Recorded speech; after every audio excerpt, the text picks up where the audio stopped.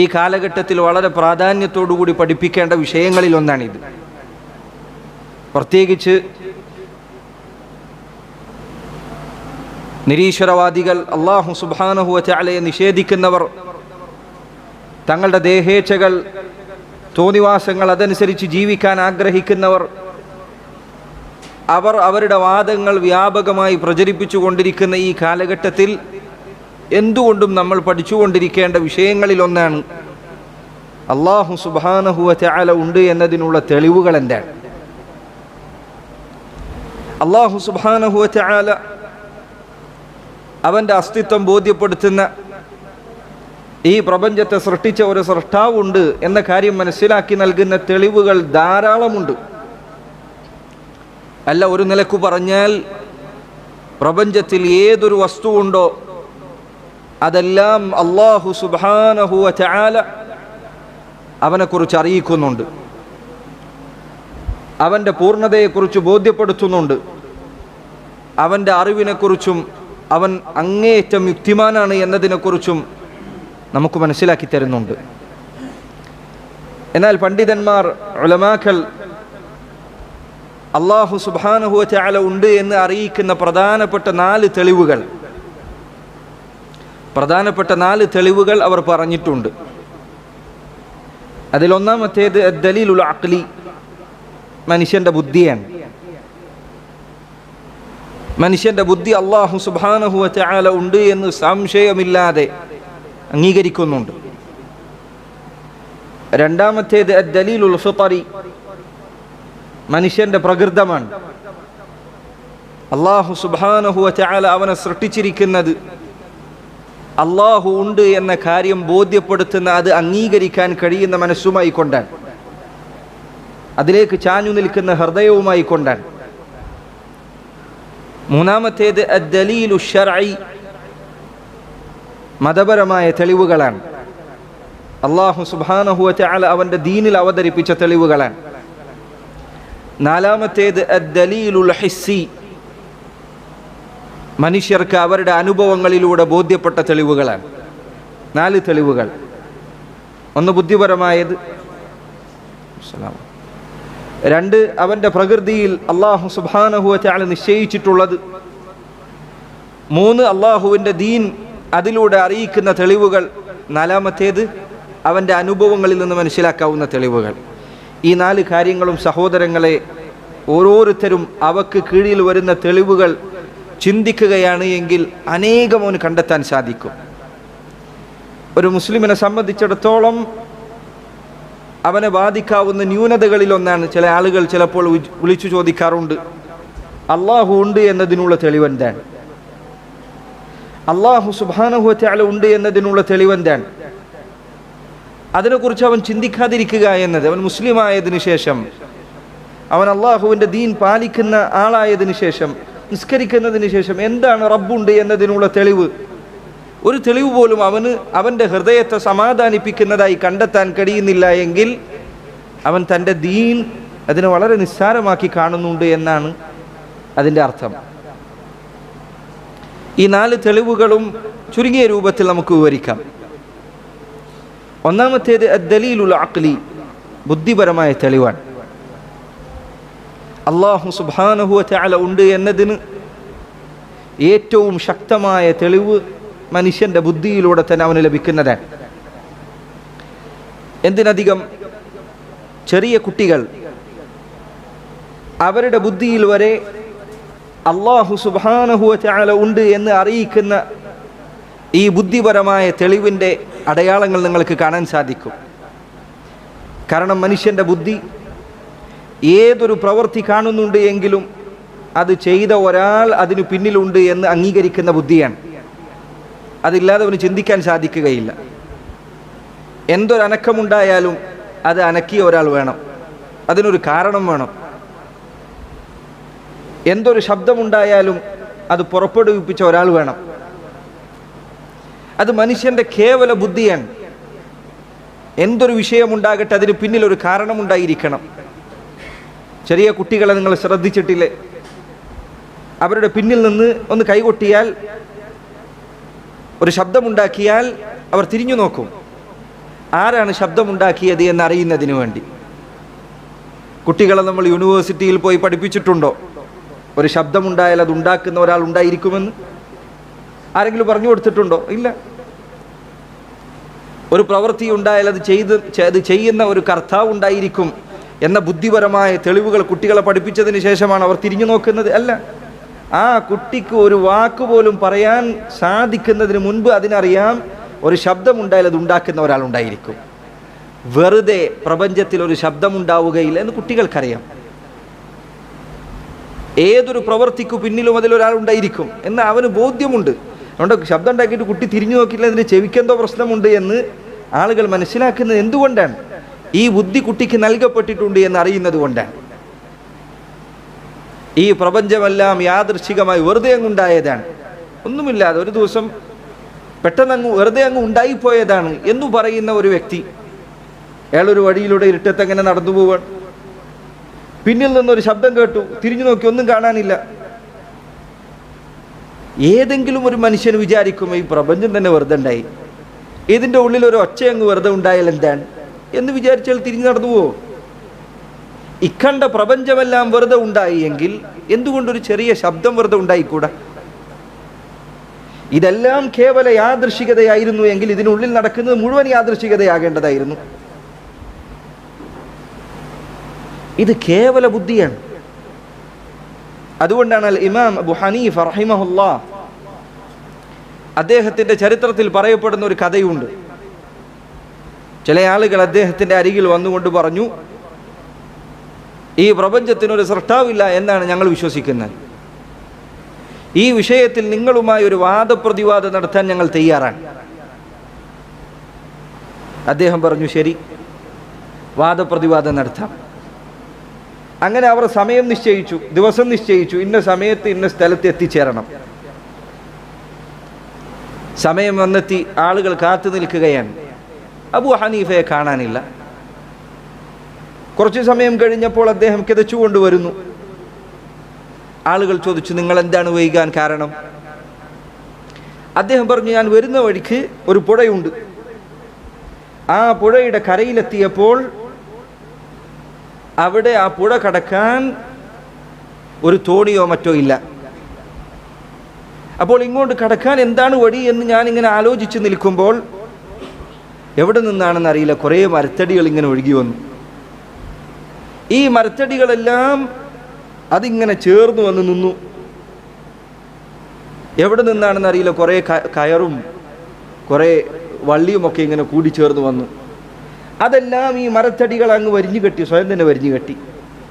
ഞാനതിൻ്റെ മേലെ വെറുതെ ഇങ്ങനെ കയറി നോക്കിയപ്പോൾ അത് ഒഴുക്കിനെതിരെ നീന്തിക്കൊണ്ട് അപ്പുറത്തെ കരയിലേക്ക് എത്തി.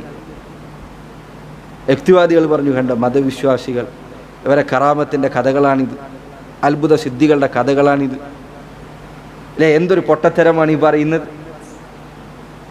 ഇതെങ്ങനെ ഒരാൾക്ക് വിശ്വസിക്കാൻ സാധിക്കും? അദ്ദേഹം തിരിച്ചു ചോദിച്ചു, കേവലം ഒരു നദിയിൽ ഒരു ചങ്ങാടം വെറുതെ ഉണ്ടാകും എന്ന് നിങ്ങൾക്ക് വിശ്വസിക്കാൻ കഴിയുന്നില്ലെങ്കിൽ ആ ചങ്ങാടം അത് ഒഴുകി വരുന്ന നദിയും അത് ഉൾക്കൊള്ളുന്ന ഭൂമിയും അതിലുള്ള വൃക്ഷങ്ങളും അതിൽ ജീവിക്കുന്ന മനുഷ്യനും മൃഗങ്ങളും പക്ഷികളും അതിന് മുകളിലുള്ള ആകാശവും അതിനപ്പുറത്തുള്ള ഗ്രഹങ്ങളും നക്ഷത്രങ്ങളും ഇതെല്ലാം വെറുതെ ഉണ്ടായി എന്ന് പറയാമെങ്കിൽ എന്തുകൊണ്ടൊരു ചങ്ങാടം വെറുതെ ഉണ്ടായി എന്ന് പറഞ്ഞുകൂടാ?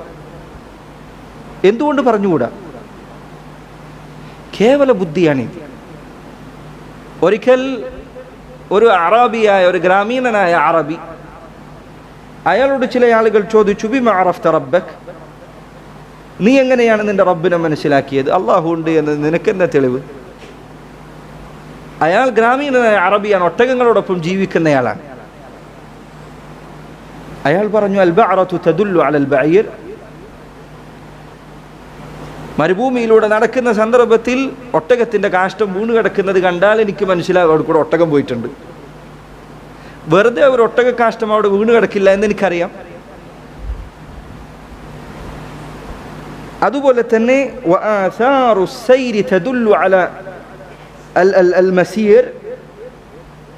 കാൽപ്പാടുകൾ കണ്ടാൽ ആ കാൽപ്പാടുകളിലൂടെ ചില ആളുകൾ നടന്നുപോയിട്ടുണ്ട് എന്ന് എനിക്ക് മനസ്സിലാക്കാൻ സാധിക്കും. وأرض ذات فجاج وبحار ذات أمواج ألا تدل على الخبير اللطيف. അങ്ങനെയാണ് എങ്കിൽ അനേകം വഴികൾ കൂട്ടുപിടഞ്ഞു കിടക്കുന്ന ഈ ഭൂമി, അതിൽ അവസാനിക്കാതെ തിരമാലകൾ അടിച്ചുകൊണ്ടിരിക്കുന്ന സമുദ്രം, ആകാശത്തിൽ അനേകം ഗ്രഹങ്ങൾ, നക്ഷത്രങ്ങൾ, അവയുടെ മണ്ഡലങ്ങൾ, ഇവയെല്ലാം സൂക്ഷ്മജ്ഞാനിയായ അങ്ങേറ്റം അറിവുള്ളവനായ സർവ്വതും അറിയുന്ന ഒരു റബ്ബ് അവനെക്കുറിച്ച് അറിയിക്കുന്നില്ലേ? സാധാരണ ബുദ്ധിയാണത്. ഒരു ഗ്രാമീണ അറബി അയാൾ പറഞ്ഞ തെളിവാണത്. അൽ ഇമാം അശ്ശാഫിഈ റഹിമഹുല്ലാഹ് അദ്ദേഹത്തോട് ചില ആളുകൾ ചോദിച്ചു, ബിമ അറഫ്ത റബ്ബക്, എങ്ങനെയാണ് അല്ലാഹു സുബ്ഹാനഹു വ തആല ഉണ്ട് എന്ന് താങ്കൾക്ക് മനസ്സിലായത്? അതല്ലെങ്കിൽ താങ്കൾ അതിൻ്റെ തെളിവായി പറയുന്ന കാര്യങ്ങളിൽ ഒന്നെന്താണ്? അദ്ദേഹം പറഞ്ഞു, വറഖത്തു തൂത്ത്, അവിടെ പ്രചാരത്തിലുള്ള ഒരു ചെടിയുടെ ഇലയാണത്. തഅമുഹാ വാഹിദ്, അതിൻ്റെ രുചി ഒന്നാണ്. വലൗനുഹാ വാഹിദ്, അതിൻ്റെ നിറം ഒന്നാണ്.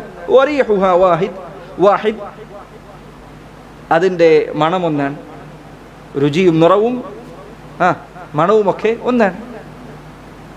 തഅകുലുഹാ ദൂദത്തുൽ ഖസ് യഖ്റുജു മിൻഹാൽ ഹരീർ, പട്ടുനൂൽ പുഴു ആ ഇല ഭക്ഷിച്ചാൽ അതിൻ്റെ വയറ്റിൽ നിന്ന് പുറത്തു വരുന്നത് പട്ടുനൂല. വഹീന തഅകുലുഹാ അൻ-നഹൽ യഖ്റുജു മിൻഹാൽ അസൽ, തേനീച്ച അത് ഭക്ഷിച്ചാൽ അതിൻ്റെ വയറ്റിൽ നിന്ന് പുറത്തു വരുന്നത് തേനാണ്. വഹീന തഅകുലുഹാ അശ്ശാ യൻമു ഫീഹാ അൽ-ലഹ്മു വയസ്ദാദു ഫീഹാ അൽ-ലബൻ, ആട് അത് ഭക്ഷിച്ചാൽ അതിൻ്റെ ശരീരത്തിലെ മാംസമാണ് വർദ്ധിക്കുന്നത്, അതിൻ്റെ അകിടിലെ പാലാണ് വർദ്ധിക്കുന്നത്. വഹീന തഅകുലുഹാ അദ്ദിബാ തുഗദ്ദീഹാ വയൻഅഖിദു ഫീ നവാഫിജിഹാ അൽ-മിസ്ക്, കസ്തൂരിമാൻ അത് ഭക്ഷിച്ചാൽ അതിൻ്റെ വയറ്റിൽ ഉണ്ടാകുന്നത് കസ്തൂരിയാണ്. فمن الذي جعل هذه الأشياء متعددة الإفرازات مختلفة النتائج مع أن الغذاء واحد, ഇവയെല്ലാം കഴിക്കുന്ന ഭക്ഷണം ഒന്നാണ്, ഒരേ ഇലയാണ്. പക്ഷേ അത് വയറ്റിലേക്ക് എത്തുമ്പോൾ പുറത്തേക്ക് വരുന്ന വസ്തുക്കൾ ഈ രൂപത്തിൽ വ്യത്യസ്തമാക്കിയതാരാണ്? അല്ലാഹുവാണ്. മനുഷ്യന് സാധിക്കും ഒരേ സാധനം തന്നെ ഒരു സ്ഥലത്തിനുള്ളിലേക്കിട പുറത്തു വരുന്നത് തീർത്തും വ്യത്യസ്തമായ സാധനങ്ങൾ. കസ്തൂരി അതിൻ്റെ മണം വ്യത്യസ്തമാണ്, പാല് അതിൻ്റെ രുചി വ്യത്യസ്തമാണ്, തേന് അതിൻ്റെ രുചി വ്യത്യസ്തമാണ്, പട്ടുനൂൽ അതിൻ്റെ സ്വഭാവങ്ങൾ തീർത്തും വ്യത്യസ്തമാണ്. ഇങ്ങനെ ഒരേ വ്യത്യസ്ത ജീവികൾ ഒരേ വസ്തു കഴിക്കുമ്പോൾ അവയുടെ ശരീരത്തിൽ നിന്ന് പുറത്തു വരുന്നത് വ്യത്യസ്തമായ കാര്യങ്ങളാണ്. മനുഷ്യൻ എത്ര കാലം പണിയെടുത്താലാണ് ഇതിന് സമാനമായ ഏതെങ്കിലും രണ്ട് കാര്യം ഉണ്ടാക്കാൻ സാധിക്കുക? സുബ്ഹാനല്ലാഹ്, ഈ കാണുന്ന പ്രപഞ്ചം അല്ലാഹു സുബ്ഹാനഹു വ തആല ഉണ്ടാക്കിയതാണ് എന്നതിനുള്ള തെളിവുകളിൽപ്പെട്ടതാണത്.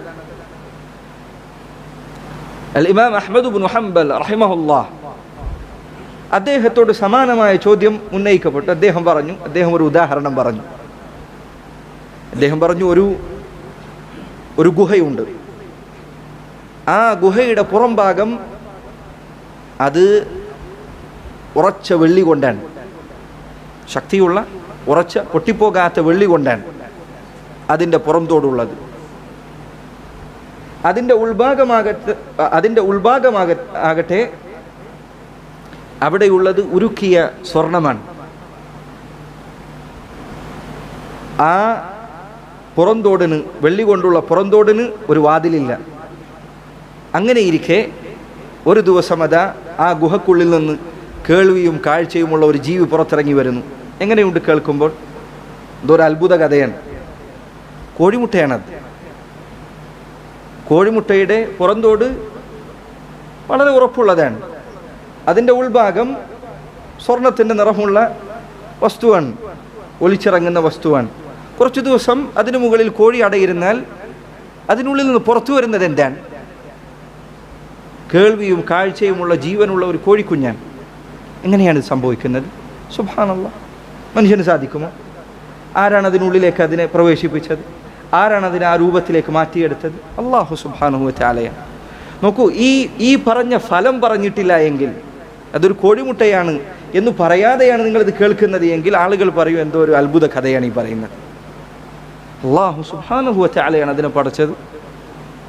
അതുകൊണ്ട് പ്രപഞ്ചത്തിലെ ഏതൊരു വസ്തുവിലേക്കും ശ്രദ്ധയോടുകൂടി നോക്കിയാൽ ഈ കാണുന്ന പ്രപഞ്ചത്തെ സൃഷ്ടിച്ച ഒരു റബ്ബുണ്ട്, ഒരു ഖാലിഖായ ഒരു അല്ലാഹു ഉണ്ട്, റബ്ബുണ്ട് എന്ന കാര്യം അവന് സംശയമില്ലാതെ ബോധ്യപ്പെടുന്നതാണ്. വിശുദ്ധ ഖുർആൻ ഈ ചോദ്യം വളരെ എളുപ്പത്തിൽ ചോദിച്ചിട്ടുണ്ട്. അല്ലാഹു സുബ്ഹാനഹു വ തആല പറഞ്ഞു, അം ഖുലിഖൂ മിൻ ഗൈരി ഷൈഇൻ അം ഹുമുൽ ഖാലിഖൂൻ അം ഖലഖുസ് സമാവാതി വൽ അർദ് ബൽ ലാ യൂഖിനൂൻ. അം ഖുലിഖൂ മിൻ ഗൈരി ഷൈ, അല്ലാഹുവിൻ്റെ ചോദ്യമാണ്. അം ഖുലിഖൂ മിൻ ഗൈരി ഷൈ, അവർ ഒന്നുമില്ലാതെ വെറുതെ ഉണ്ടായതാണോ? അത് മനുഷ്യൻ്റെ ബുദ്ധിക്ക് യോജിക്കുന്നതല്ല. ഒരു ചെറിയ വസ്തു പോലും വെറുതെ ഉണ്ടായി എന്ന് പറയാൻ സാധിക്കുകയില്ല. അവസാനം നിരീശ്വരവാദികൾ ഈ ചോദ്യത്തിന് വെറുതെ ഒരു ശൂന്യതയിൽ നിന്ന് ഒന്നും ഉണ്ടാവുകയില്ല എന്നത് അവനറിയാം. മിസ്റിലുണ്ടായിരുന്ന ഈജിപ്തിലുണ്ടായിരുന്ന ഒരു നിരീശ്വരവാദി അവസാനം അയാൾ പറഞ്ഞു വെറുതെ ഉണ്ടായാലും ഒരു സാധനം ഉണ്ടാവും. അയാൾ അതിന് ഉത്തരമായി പറഞ്ഞത് വെറുതെ ഉണ്ടായാലും ഒരു സാധനം ഒന്നുമില്ല, വെറുതെ അങ്ങനെ ശൂന്യതയിൽ നിൽക്കാൻ, എന്നാലും ഒരു വസ്തു ഉണ്ടാവും, അത് ഉണ്ടാക്കേണ്ട ഒരാളുണ്ടാവുകയില്ല. എങ്ങനെയാണ് മനുഷ്യൻ്റെ ബുദ്ധിക്ക് അത് പറയാൻ സാധിക്കുക? അവൻ പണ്ട് മുസ്ലിമായിരുന്നു, പിന്നെ ഇസ്ലാം ഉപേക്ഷിച്ചു പോയതാണ്. എന്നിട്ട് അവൻ പറഞ്ഞു വിശുദ്ധ ഖുർആൻ, ചില ആളുകൾ ചോദിച്ചു, ഒരാൾ കുറച്ച് അക്ഷരങ്ങൾ ഒരു പെട്ടിയുടെ ഉള്ളിലാക്കി അതിങ്ങനെ കുലുക്കിക്കൊണ്ടിരുന്നാൽ അതിൽ നിന്ന് ഒരിക്കലും ഒരു കവിതയോ ഒരു ലേഖനമോ ഒരു പുസ്തകമോ ഉണ്ടാവുകയില്ല. നമുക്കെല്ലാവർക്കും അറിയാം.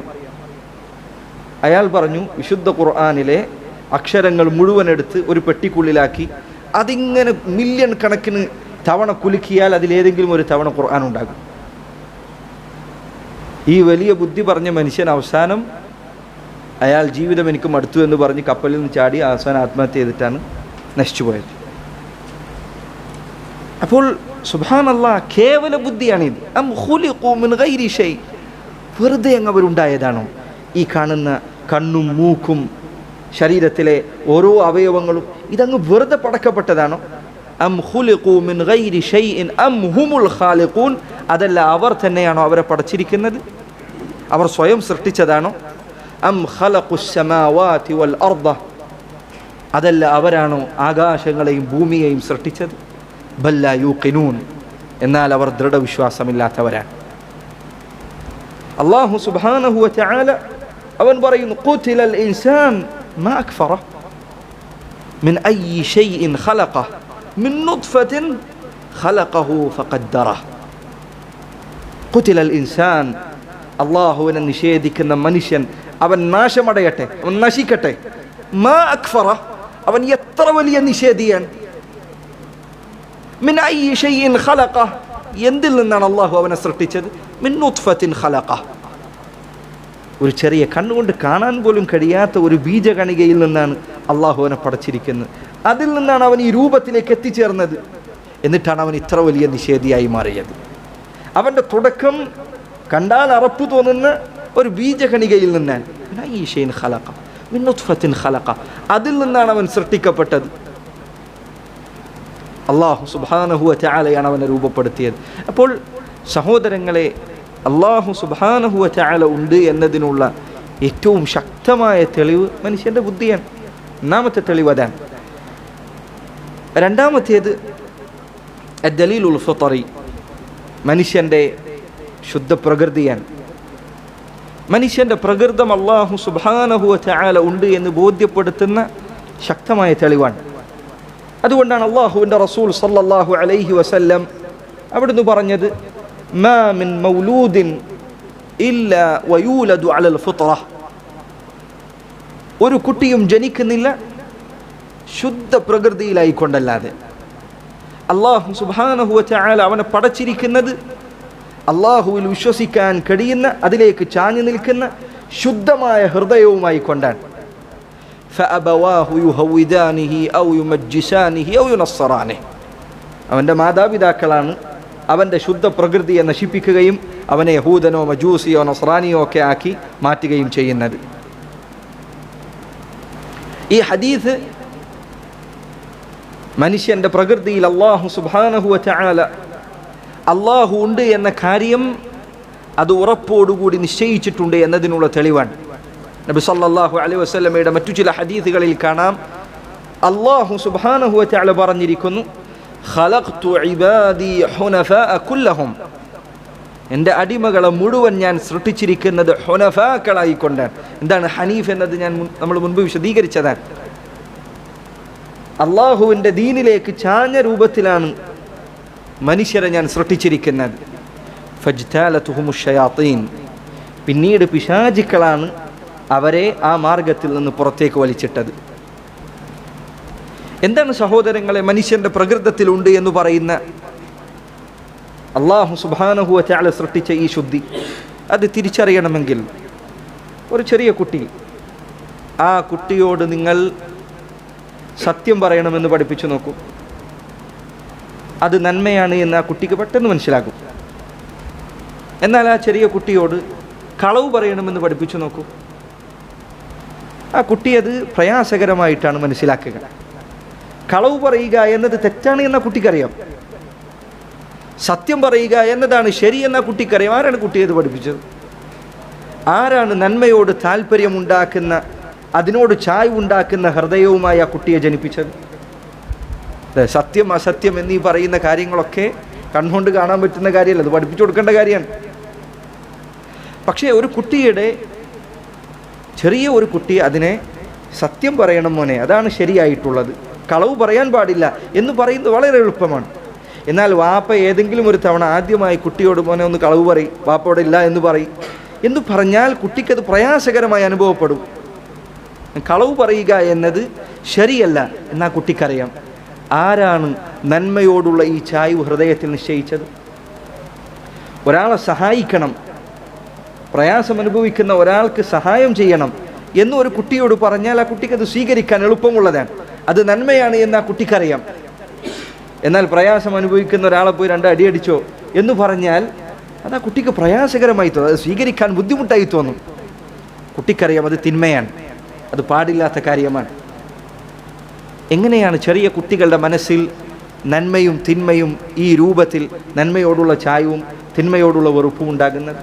അല്ലാഹുവിൻ്റെ ഫിത്റത്താണത്. അതിൻ്റെ തെളിവുകളായി ചില പണ്ഡിതന്മാർ അവർ ഉദ്ധരിച്ച സംഭവങ്ങളിൽ ഒന്നായിക്കണം. ഒരാളോട് ചോദിക്കപ്പെട്ടു, ബിമ അറഫ്ത റബ്ബക്, അല്ലാഹു ഉണ്ട് എന്ന് നിനക്ക് എങ്ങനെയാണ് മനസ്സിലായത്? അയാൾ പറഞ്ഞു, ബിദൗഖി ഹലാവത്തി ത്വാആത്ത് വതജറുഇ മറാറത്തിൽ മുഖാലഫാത്ത്. അയാൾ പറഞ്ഞു, നന്മകൾ ചെയ്യുന്ന സന്ദർഭത്തിൽ ഹൃദയത്തിനുണ്ടാകുന്ന ആനന്ദം, തിന്മകൾ ചെയ്യുന്ന സന്ദർഭത്തിൽ ഹൃദയത്തിനുണ്ടാകുന്ന പ്രയാസം അല്ലാഹു ഉണ്ട് എന്നതിനുള്ള തെളിവാണ്. ആർക്കാണ് ഇത് അനുഭവപ്പെടാത്തത്? പ്രയാസം വഴിയിൽ ഒരാളിങ്ങനെ ബുദ്ധിമുട്ടിയിരിക്കാൻ, അയാൾക്ക് നിൻ്റെ കയ്യിൽ നിന്ന് ഒരു 100 രൂപ എടുത്ത് നീ കയ്യിൽ വെച്ചു കൊടുത്തു, നീ അയാളെ സഹായിച്ചു. എങ്ങനെയാണ് നിനക്ക് നിൻ്റെ ഹൃദയത്തെ കാണാൻ സാധിക്കുന്നത്? ആകെ ബുദ്ധിമുട്ടായി, പ്രയാസമായി എന്നാണോ തോന്നുന്നത്? അതല്ല, ഒരു പ്രയാസം അനുഭവിക്കുന്ന ആളെ സഹായിച്ചപ്പോൾ ഹൃദയത്തിനൊരു സമാധാനം അനുഭവപ്പെടുന്നുണ്ടോ?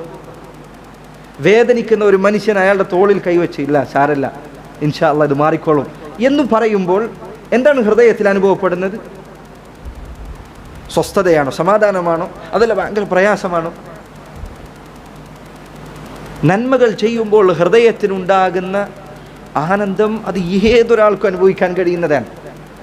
നിരീശ്വരവാദികൾ വരെ ചിലപ്പോൾ അതിനെക്കുറിച്ച് സംസാരിക്കും. സത്യം പറയണം, സത്യത്തിനു വേണ്ടി നിലകൊള്ളണം. എന്തിനു സത്യത്തിനു വേണ്ടി നിലകൊള്ളണം?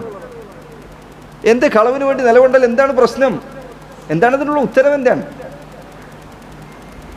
നന്മ ചെയ്യുന്നത് ഹൃദയത്തിൽ മനസ്സിന് റാഹത്തുണ്ടാക്കുന്നുണ്ട് അല്ലേ? ഒരാളായിട്ട് തെറ്റി വന്നു കഴിഞ്ഞാൽ എന്താ വീട്ടിലെത്തിയുള്ള അവസ്ഥ?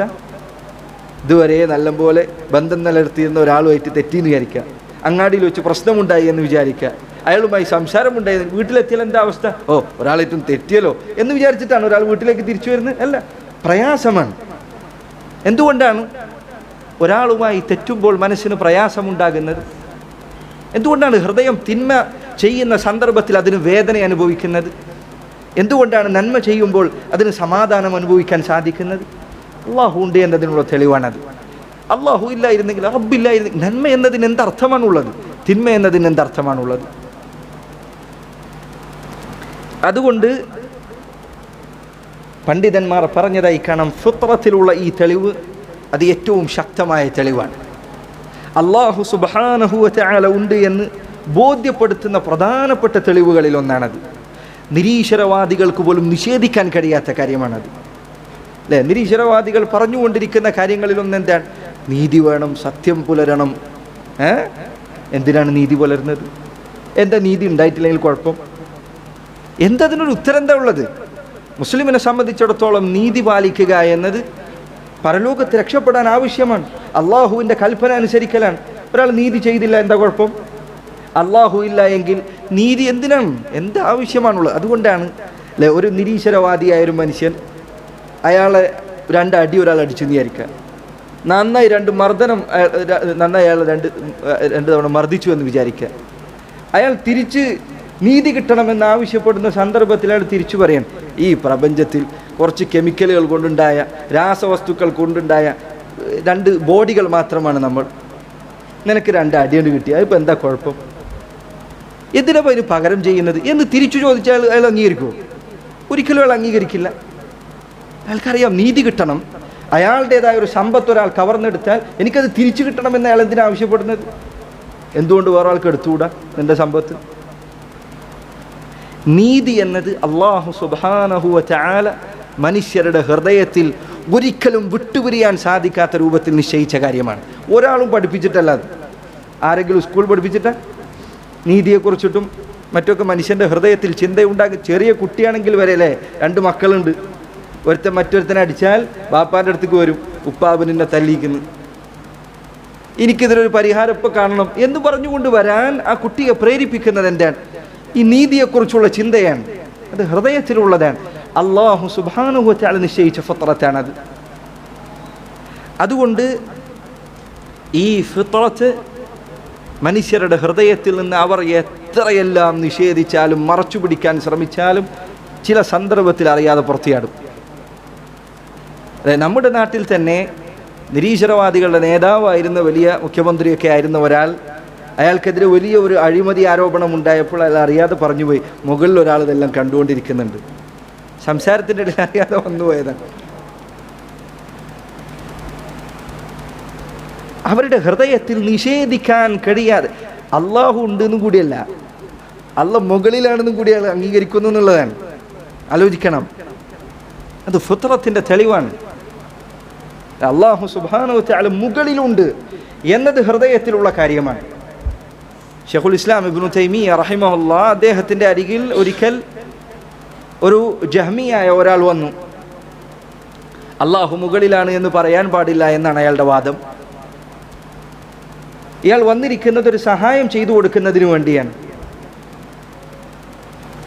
ഒരു സഹായം ലഭിക്കണമെന്ന അപേക്ഷയുമായിട്ടാണ് വന്നിരിക്കുന്നത്. ഇബ്നു തൈമിയ്യ റഹിമഹുല്ലാഹ് അദ്ദേഹം കുറച്ചു നേരം അയാളെ ശ്രദ്ധിച്ചതേയില്ല. അയാൾ കുറേ തവണ പറയും, ഞാൻ ഇപ്പോൾ വരാമെന്ന് പറയും. അയാളെ മൈൻഡ് ചെയ്യാതെ അവിടെ ഇരുത്തി. കുറച്ചധികം സമയം കഴിഞ്ഞപ്പോൾ അയാൾ വല്ലാതെ ബുദ്ധിമുട്ടിയപ്പോൾ അയാൾ പറഞ്ഞു, അള്ളാഹുവേ എന്നെ ഒന്ന് കാക്കണേ, ഈ പ്രയാസം എങ്ങനെയെങ്കിലും ഒന്ന് അവസാനിപ്പിക്കണേ എന്ന് പറഞ്ഞ് അയാൾ മുകളിലേക്ക് നോക്കി. ശൈഖുൽ ഇസ്ലാം ഉടനെ അദ്ദേഹം പറഞ്ഞു, എന്തിനപ്പോൾ മുകളിലേക്ക് നോക്കിയത്? മുകളിൽ ആരാണുള്ളത്? ആരാണ് മുകളിലുള്ളത്? അള്ളാഹു എല്ലായിടത്തും ഉണ്ട് എന്ന് പറയുന്ന ആളുകൾ, അവരെ വരെ നിങ്ങൾ നോക്കൂ. ദുആ ചെയ്യുമ്പോൾ എങ്ങനെ ദുആ ചെയ്യൽ? ഇങ്ങനെയാണോ ദുആ ചെയ്യൽ? അല്ല, അള്ളാഹ് എല്ലായിടത്തും ഉണ്ടെങ്കിൽ ഇങ്ങനെയല്ല ദുആ ചെയ്യേണ്ടത്. എന്തിനാ മുകളിലേക്ക് നോക്കുന്നത്? അള്ളാഹു മുകളിലാണ് എന്നത് ഹൃദയത്തിലുണ്ട്. ഇത് ഫിത്രത്തിൻ്റെ തെളിവാണ്. മനുഷ്യൻ്റെ ശുദ്ധ പ്രകൃതി അല്ലാഹു സുബ്ഹാനഹു വ തആല ഉണ്ട് എന്ന് അവനെ ബോധ്യപ്പെടുത്തുന്നുണ്ട്. ജഅഫർ അസ്-സാദിഖ് അദ്ദേഹത്തിൻ്റെ അരികിൽ ഒരു നിരീശ്വരവാദി വന്നു. അയാൾ പറഞ്ഞു, ഞാൻ അള്ളാഹുവിനെ നിഷേധിക്കുന്നവനാണ്, അള്ളാഹു ഇല്ല എന്ന് പറയുന്നവനാണ്. അപ്പോൾ അദ്ദേഹം ചോദിച്ചു, ഹൽ റകിബ്തൽ ബഹർ, നീ സമുദ്രത്തിൽ യാത്ര ചെയ്തിട്ടുണ്ടോ എന്ന് പറഞ്ഞു. അതെ, സമുദ്രത്തിൽ യാത്ര ചെയ്തിട്ടുണ്ട്. ഹൽ റഅയ്ത അഹ്വാലഹ, സമുദ്രത്തിൽ യാത്ര ചെയ്യുമ്പോൾ അതിലെ തിരമാലകൾ ആഞ്ഞു വീശുകയും കടൽ അത് ഇളകി മറിയുകയും ചെയ്യുന്ന അവസ്ഥയിൽ നീ അകപ്പെട്ടിട്ടുണ്ടോ? കടൽ മനുഷ്യൻ്റെ ഹൃദയത്തിലെ ഫിത്രത്തിനെ, അള്ളാഹുവിനോടുള്ള അവൻ്റെ ബന്ധം അത് ബോധ്യപ്പെടുത്തുന്ന ഏറ്റവും പ്രധാനപ്പെട്ട സ്ഥലങ്ങളിൽ ഒന്ന് കടലാണ്. അതുകൊണ്ടാണ് വിശുദ്ധ ഖുർആനിൽ പലയിടത്തും മുശ്രിക്കീങ്ങൾ കടലിലെത്തിയാൽ അള്ളാഹുവിനെ വിളിച്ച് ദുആ ചെയ്യുമെന്ന് പറഞ്ഞത്. വേറൊരു മനുഷ്യന് ചുറ്റുവട്ടത്തൊന്നും ഇല്ലാത്ത കടലിൻ്റെ നടുക്കടലിലെത്തിക്കഴിഞ്ഞാൽ അയാൾ പറഞ്ഞു, ലഖദ് ഹാജത് യൗമൻ റിയാഹുൽ ഹായില. ഒരു ദിവസം കപ്പലിൽ കയറിയപ്പോൾ വലിയ തിരമാലകൾ വന്നു. ഫകസറത്തി സുഫുൻ വഅഗ്റഖത്തിൽ മല്ലാഹീൻ. അങ്ങനെ ഞാൻ യാത്ര ചെയ്ത കപ്പൽ അത് തകർന്നു വീണു. എല്ലാ കപ്പിത്താന്മാരും അതിൻ്റെ ആളുകളെല്ലാം മുങ്ങി മരിച്ചു. ഫതഅല്ലഖ്തു ബിബഅദി അൽവാഹിഹ. എനിക്കൊരു മരത്തടിയിൽ പിടുത്തം കിട്ടി. സുമ്മ ദഹബ അന്നി ലൗഹ്. കുറച്ചു കഴിഞ്ഞപ്പോൾ ആ മരത്തടിയും എൻ്റെ കയ്യിൽ നിന്ന് നഷ്ടപ്പെട്ടു. ഫഇദാ അന മദ്ഫൂഉൻ ബിതലാതുമുൽ അംവാജ് ഹത്താ ദഫഅത് ബി ഇല സാഹിൽ. അങ്ങനെ മരത്തടിയും കയ്യിൽ നിന്ന് നഷ്ടപ്പെട്ടപ്പോൾ സമുദ്രത്തിൽ ഞാൻ അങ്ങനെ ഒഴുകി നടന്നു. കുറച്ചു കഴിഞ്ഞപ്പോൾ തിരമാലകൾ ഏതോ കരയിലേക്ക് എന്നെ വലിച്ചിട്ടു. അങ്ങനെ ഒരു തവണ കടലിൽ പോയപ്പോൾ എനിക്ക് അനുഭവം ഉണ്ടായിട്ടുണ്ട്. അപ്പോൾ ജഅഫർ അസ്സാദിഖ് അദ്ദേഹം പറഞ്ഞു, ലഖദ് കാന ഇഅ്തിമാദുക ഖബ്ലു അല സഫീനതി വൽ മല്ലാഹ്. നീ കപ്പലിൽ കയറിയ സന്ദർഭത്തിൽ നീ അവലംബിച്ചത് കപ്പലിനെയായിരുന്നു. അതിലാണ് നീ നിൽക്കുന്നത്, പിടിച്ചു നിൽക്കുന്നത്. അത് മുന്നോട്ട് നയിക്കുന്നതിന് നീ അവലംബിച്ചിരിക്കുന്നത് അതിൻ്റെ കപ്പിത്താന്മാരെയായിരുന്നു. ثم على اللوح حتى ينجيك. പിന്നീട് കപ്പൽ തകർന്നപ്പോൾ നിന്റെ കയ്യിലുണ്ടായിരുന്നത് ആകെ ആ മരത്തടി മാത്രമാണ്. فلما ذهبت عنك هذه الأدوات. ഈ പറഞ്ഞ കാര്യങ്ങളെല്ലാം നിന്റെ കയ്യിൽ നിന്ന് നഷ്ടപ്പെട്ടപ്പോൾ കപ്പലില്ല, കപ്പിത്താന്മാരില്ല, നോക്കത്താ ദൂരത്ത് ഒരു മനുഷ്യനുമില്ല, കരയുമില്ല. കയ്യിൽ ഉണ്ടായിരുന്ന മരത്തടിയും കയ്യിൽ നിന്ന് നഷ്ടപ്പെട്ടു. അങ്ങനെ അസ്ലംത നഫ്സക ലിൽ ഹലാക്. നീ മരിക്കുമെന്ന് ഏതാണ്ട് നിനക്കുറപ്പായി. കടലിൽ ഒന്നും കയ്യിലില്ലാതെ നീ അങ്ങനെ നടക്കുകയാണ്. ആ അവസ്ഥയിൽ നീ കടലിൽ ഒഴുകി നടക്കുന്ന സന്ദർഭത്തിൽ ومع ذلك كله ترجو السلامة فيما بعد. ഇതെല്ലാം ഉണ്ടായിട്ടും നീ രക്ഷപ്പെടുമെന്ന പ്രതീക്ഷ നിന്റെ ഹൃദയത്തിൽ ഉണ്ടായിരുന്നില്ലേ? അയാൾ പറഞ്ഞു, നഅം കുൻതു അർജു സലാമ. അതെ, അങ്ങനെയൊക്കെ ആയിട്ടും രക്ഷപ്പെടുമെന്ന് ഞാൻ പ്രതീക്ഷിച്ചിരുന്നു.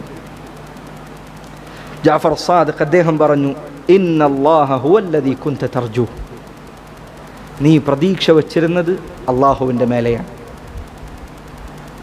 വഖദ് അഖറ ബിഹി ഖൽബുക ഇൻദ ശിദ്ദ.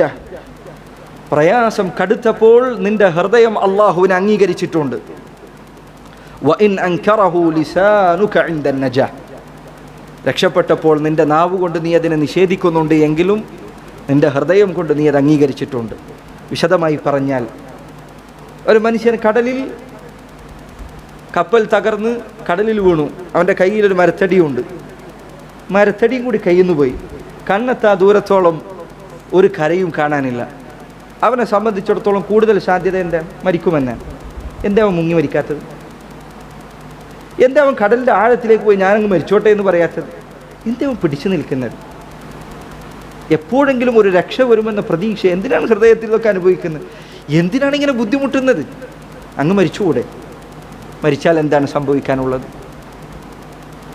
ഈ ഫിത്രത്താണ്. അല്ലാഹു സുബ്ഹാനഹു വ തആല എന്നെ രക്ഷിക്കുമെന്ന പ്രതീക്ഷയാണ്. അതുകൊണ്ടാണ് നിരീശ്വരവാദികളിൽ ചിലർ അവർ അല്ലാഹുവിൽ വിശ്വസിക്കാൻ തയ്യാറായത് അവരുടെ ജീവിതത്തിൽ കഠിനമായ പ്രയാസങ്ങൾ ഉണ്ടായപ്പോഴാണ്. അവരുടെ മക്കൾ മരിക്കുകയോ ഉറ്റ ബന്ധുക്കൾ മരണപ്പെടുകയോ ചെയ്യുമ്പോൾ പിടിച്ചു നിൽക്കാൻ സാധിക്കാതെ വരുമ്പോൾ അല്ലാഹുവിലേക്ക് അഭയം തേടി വരുന്നവർ എത്ര പേരെ കാണാൻ സാധിക്കുന്നുണ്ട്? അല്ലാഹു സുബ്ഹാനഹു വ തആലയിലുള്ള ഈ വിശ്വാസം ഹൃദയത്തിൽ ഉറച്ചു നിൽക്കുന്നതാണ്. അല്ലാഹു പറയുന്നു, വഇദാ മസ്സകുമുദ്ദുറു ഫിൽ ബഹരി ضل من تدعون إلا إياه. നിങ്ങൾ സമുദ്രത്തിലായിരിക്കെ അതിൻ്റെ തിരമാലകൾ നിങ്ങൾക്ക് നേരെ ആഞ്ഞു വീശിയാൽ ضل من تدعون إلا إياه. നിങ്ങൾ വിളിച്ചു തേടിയിരുന്നവരെല്ലാം നിങ്ങൾക്കില്ലാതെയായി പോകും. ഇല്ലാ ഇയ്യാഹ്, അല്ലാഹു സുബ്ഹാനഹു വ തആല ഒഴികെ. അല്ലാഹു ഉണ്ട് എന്ന ഈ വിശ്വാസം ഹൃദയത്തിൽ ഉറച്ചു നിൽക്കുന്നുണ്ട് എന്നതിനുള്ള തെളിവുകളിൽപ്പെട്ടതാണ് ഈ ശുദ്ധ പ്രകൃതി. അത് മനുഷ്യരിലുണ്ട് എന്നതിന് അനേകം തെളിവുകളുണ്ട്. അല്ലാഹു അക്ബർ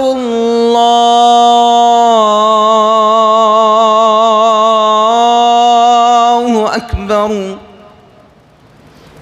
അല്ലാഹു സുബ്ഹാനഹു വതആല ഉണ്ട് എന്ന് അറിയിക്കുന്ന മൂന്നാമത്തെ തെളിവ് ദലീലു ശറ, ദീനിൻ്റെ തെളിവുകളാണ്. അത് ധാരാളമുണ്ട്. ഖുർആനിലെ ആയത്തുകൾ, ഹദീസുകൾ, ഇവയെല്ലാം തെളിവുകളാണ്.